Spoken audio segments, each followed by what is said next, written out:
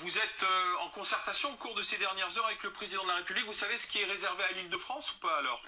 Alors pas à ce stade, comme vous l'avez peut-être su, on n'a pas été conviés cet après-midi au déplacement à Poissy du président, ni à la visioconférence qui a suivi, donc à ce stade je n'ai pas d'informations supplémentaires.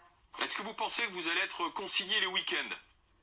Alors, si on va être confiné les week-ends, écoutez, on ne sait pas. Effectivement, il y a deux choix, comme vous l'avez tous dit, qui s'offrent à nous, entre guillemets. C'est soit le week-end, soit total. Pour l'instant, on ne sait pas ce qui va nous tomber sur la tête. Ce qui est important par rapport à ce que vous avez dit, c'est qu'il faut vraiment de la visibilité, je pense, pour les Franciliens. Ce qui est très compliqué, très dur à vivre en ce moment, c'est tout ce flou. Il faut vraiment donner un peu d'informations claires aux Français et aux Franciliens, parce que c'est ça le plus dur à vivre au quotidien. Mais d'après les informations de BFM TV, c'est quand même le confinement week-end qui tient la corde, peut-être sur 4 à 5 semaines, Caroline Dublanche.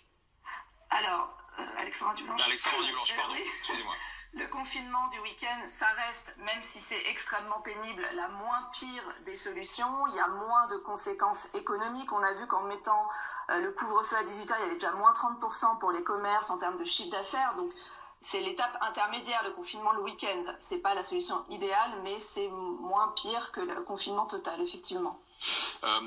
Tout faire pour échapper au confinement général, c'est ce que vous souhaitez, ce qui serait pas supportable, quoi, en fait. Exactement, et ce qu'il faut surtout, c'est évidemment accélérer la vaccination.